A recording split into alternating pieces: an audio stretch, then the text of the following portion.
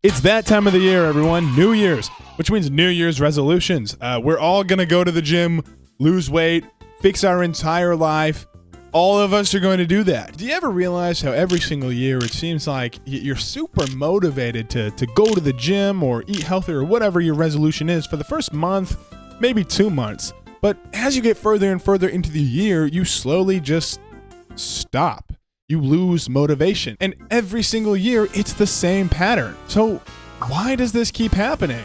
Well, if you want the short answer, it's because you're relying on motivation. But if you want the long answer, stick around, because I'm going to tell you exactly how to actually achieve your New Year's resolutions this year, 2026, baby!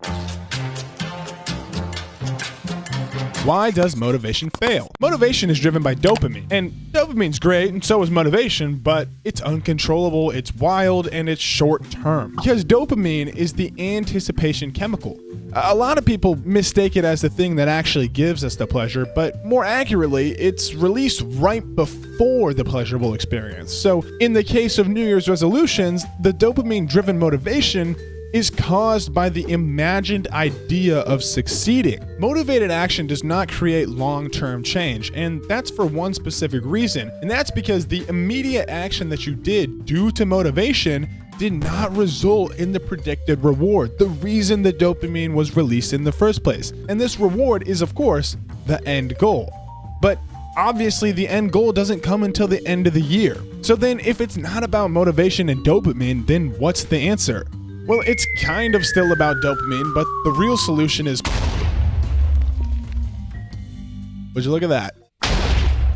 It's right. This is consistent. That's the answer. Now, wait. Don't leave. Yes, I know. Obviously, consistency is the answer. I know that. You know that. I know that you know that. But stick around. I promise you, if you keep watching, this will make a lot of sense. Consistency is not showing up every single day. Get fucked, David Goggins. It's not. It's not about never missing a day, never failing, never quitting, or never falling off.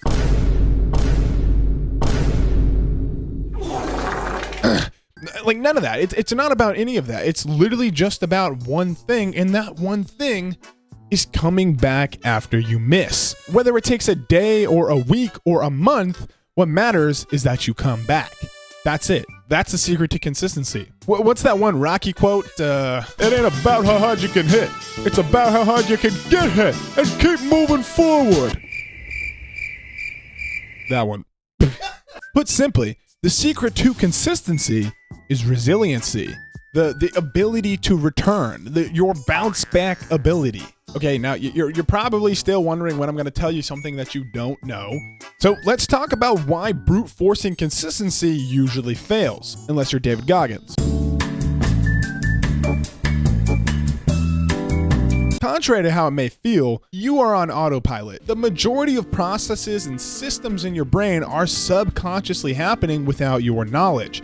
And I'm not just talking about your breathing, which all of you are now manually breathing, by the way, but also your behaviors and your personality and many of the choices that you make each and every moment. Your brain is reactionary, meaning that it bases many of the actions you perform on how it's feeling in the moment and, more importantly, what type of stimuli is in your environment. The primary objective of the brain and these processes is to keep you alive.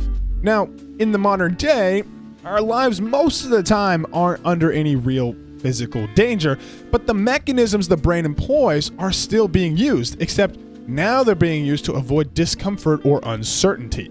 This can take the form of a million different things, but some examples might be emotional discomfort or cognitive effort, uncertainty, social rejection, physical effort, boredom, stress, anxiety, whatever it is. Now, for the average person, I think it's fair to say that hard work, like the hard work required to achieve your New Year's resolutions, creates discomfort. And yes, while motivation can override it temporarily, as we know, it doesn't last. Then, when motivation fades, a few things happen. First, your dopamine drops off a cliff and you're plummeted into a sort of dopamine deficit.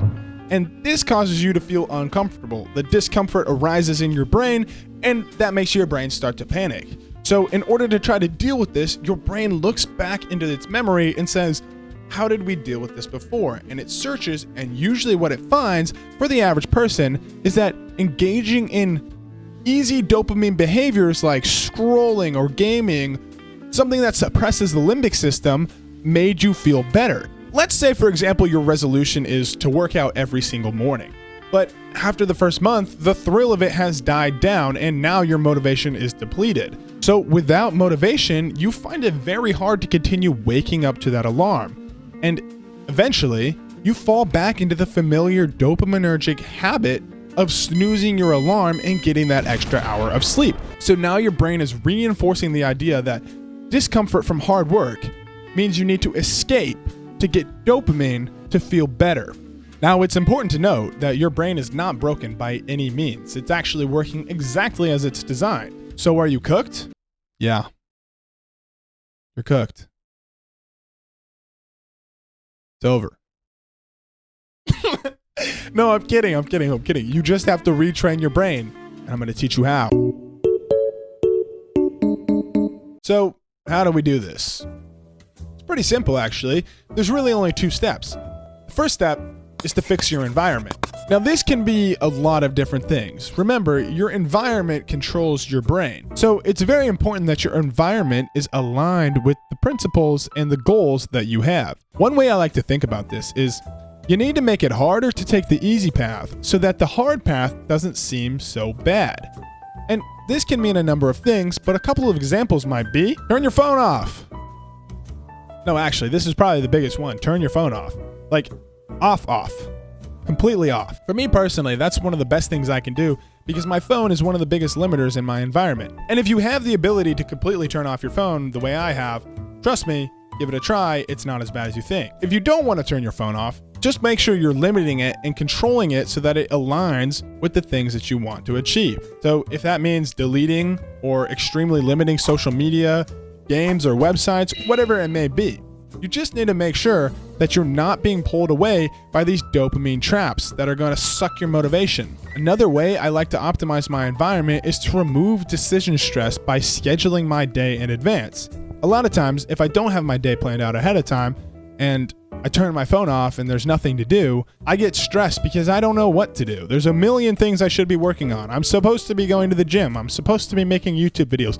I'm supposed to be applying to new positions. Like, there's a million things I'm supposed to be doing. So if I sit down the night before, write it all out, and schedule out exactly when I'm going to do what, it makes it a lot less stressful and removes that decision anxiety. The goal with fixing your environment is to remove as much temptation that'll pull you away as possible. Because remember, a lot of the dopamine traps are not actually enjoyable. It's just habit. And the other side of this coin is just as important, and that is to learn to sit with discomfort. Remember, the reason that we're running away to these dopamine traps is the discomfort, and that is real. And it does suck.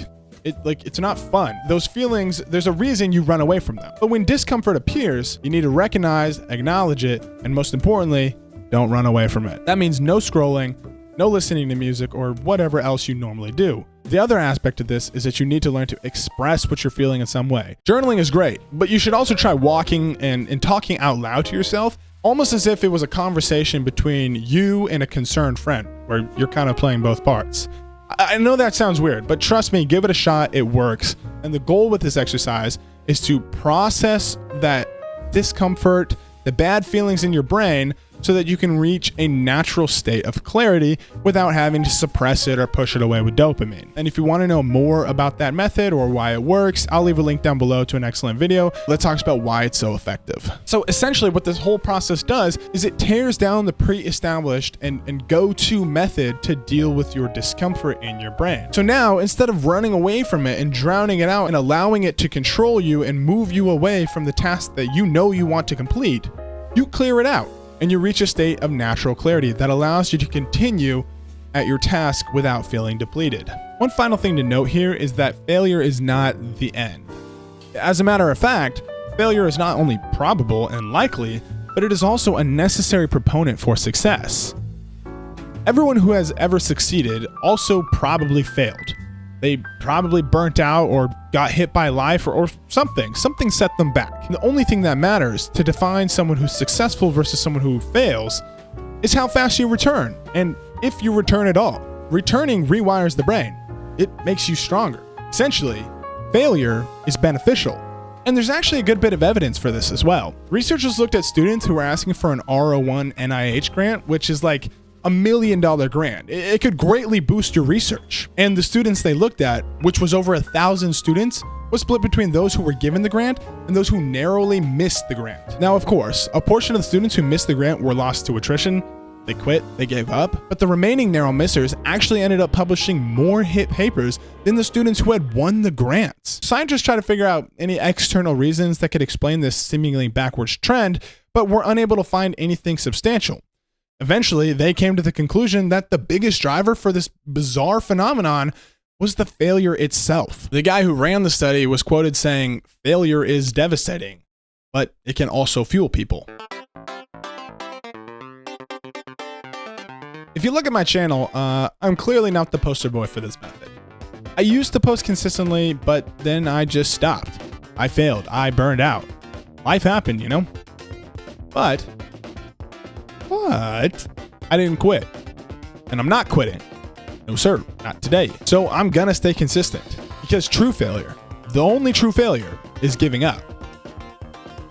And I'm not giving up. I'm locking in, baby. You know who else is locking in? You're locking in. You're gonna lock in real hard, and you're gonna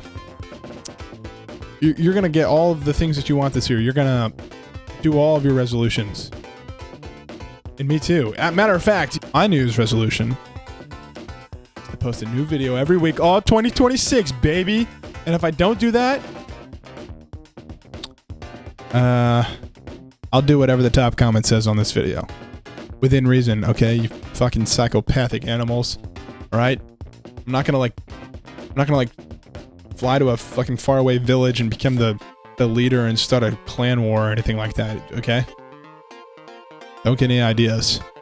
Anyway, yeah, that's all I got for this video. Hope you enjoyed.